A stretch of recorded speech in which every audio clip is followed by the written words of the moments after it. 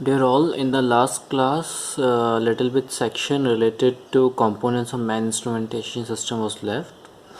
Okay, we were discussing transducers. Transducers are the devices that are capable of converting one form of energy to another form of energy. Okay, basically if you will see a thermometer, the bulb of the thermometer is working as a transducer, wherein you will find that the heat energy from the human body is converted into a tabular form which we can read easily.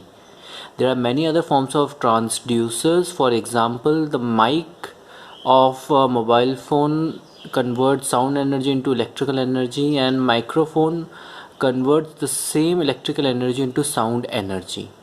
Okay, in this way there are many electrodes which are used for conversion of one form of energy into electrical energy, so that we can better understand different signals from the human body. Then there are signal conditioning equipments.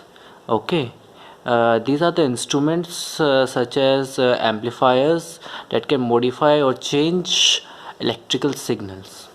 Basically, the electrical signals that we receive from human body are may not be such a big quantity as in volts or millivolts. So therefore, signal conditioning may be applied to convert these signals into a feasible unit. Then there are display equipments.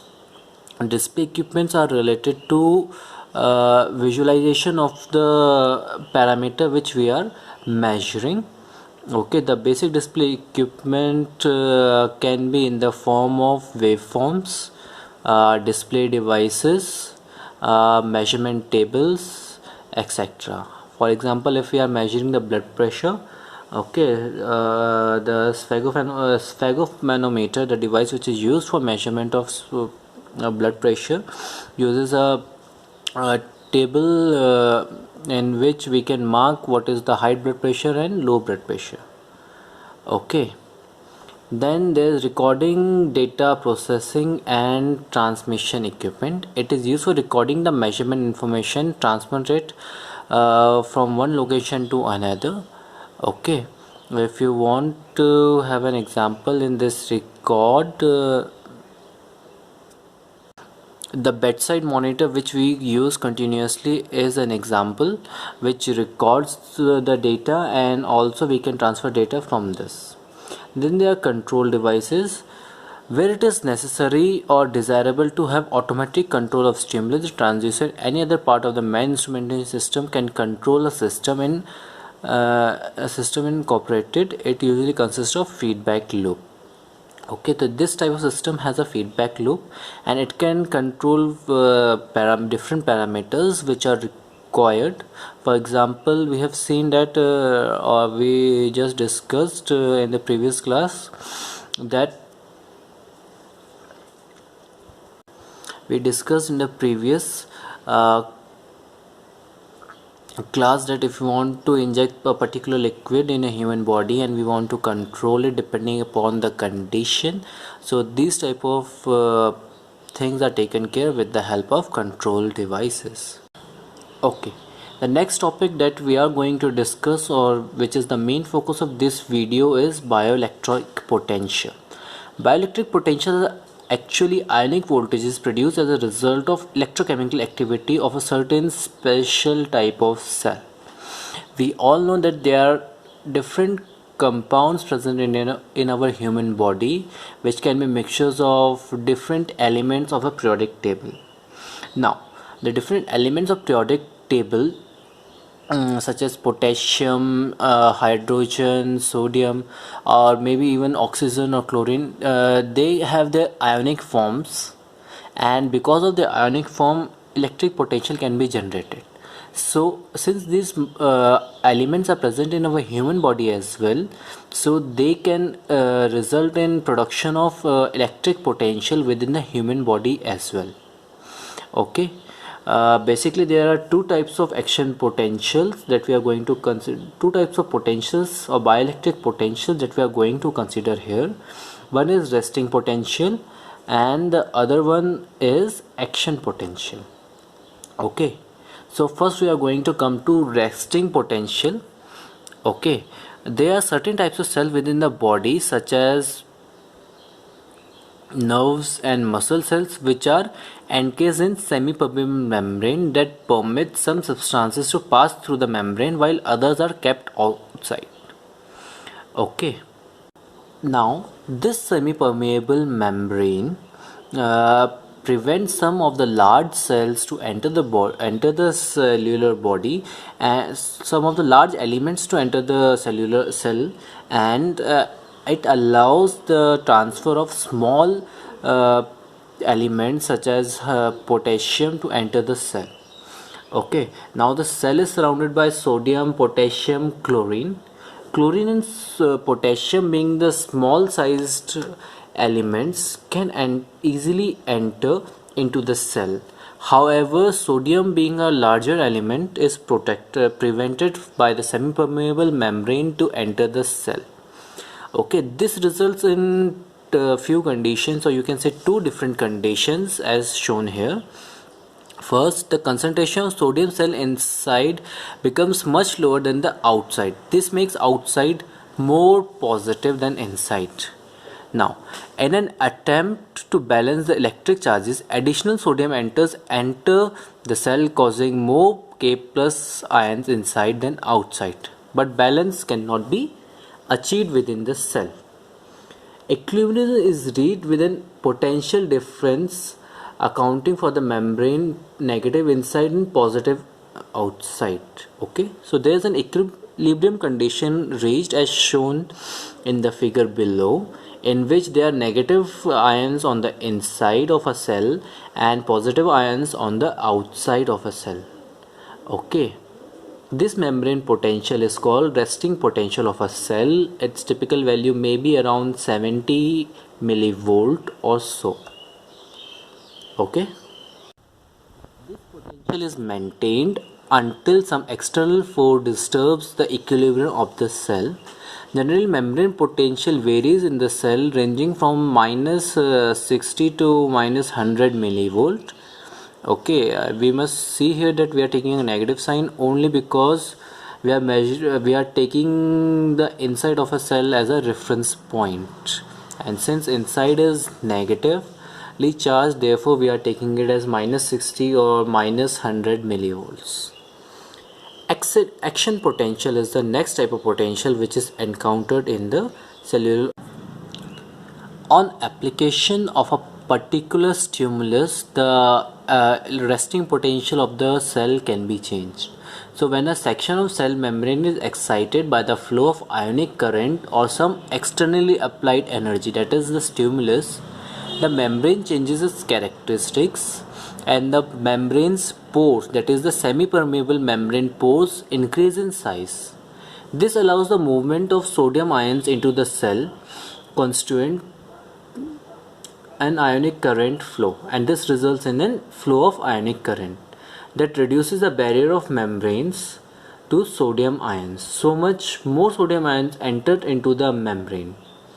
At some time, potassium ions, which are higher concentration inside the cell, try to leave the cell but are unable to move as rapidly as sodium ions.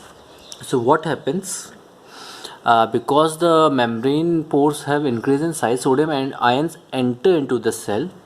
At the same time, potassium ions also tend to leave the cell, but the movement of sodium ions is higher as compared to potassium ions. As a result, cell has slightly positive potential on the inside.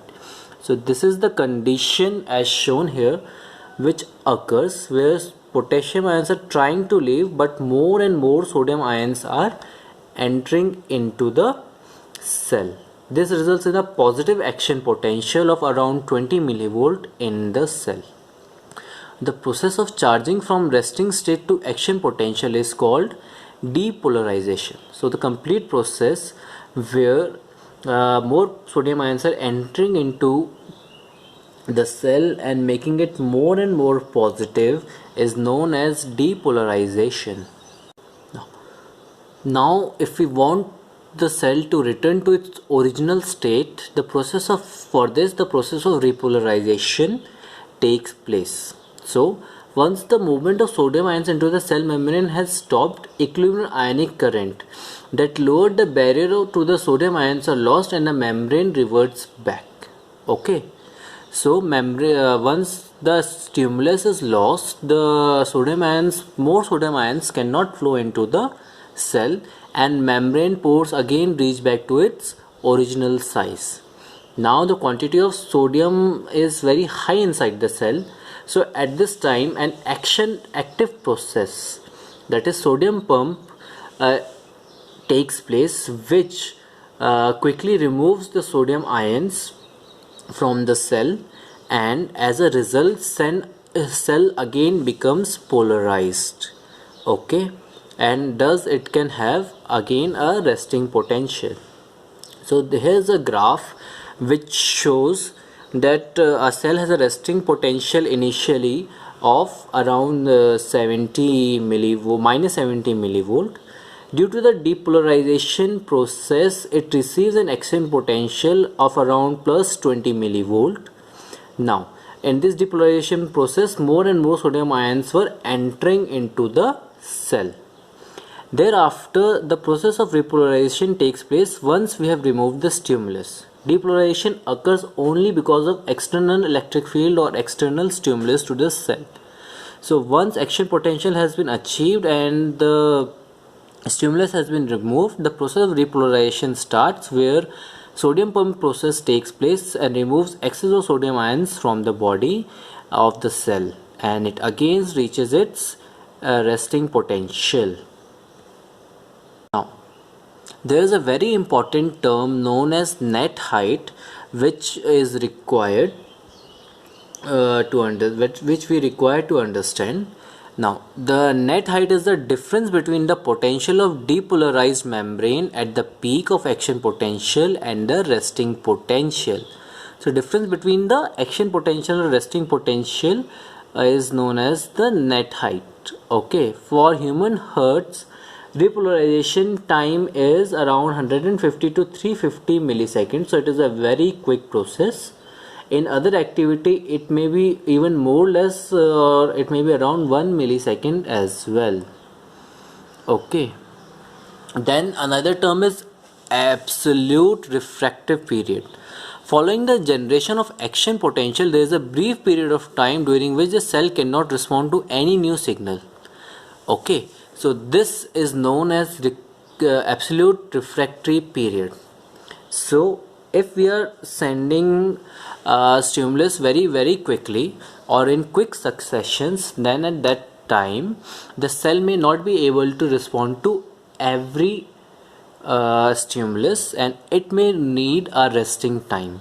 This is represented by absolute refractory period.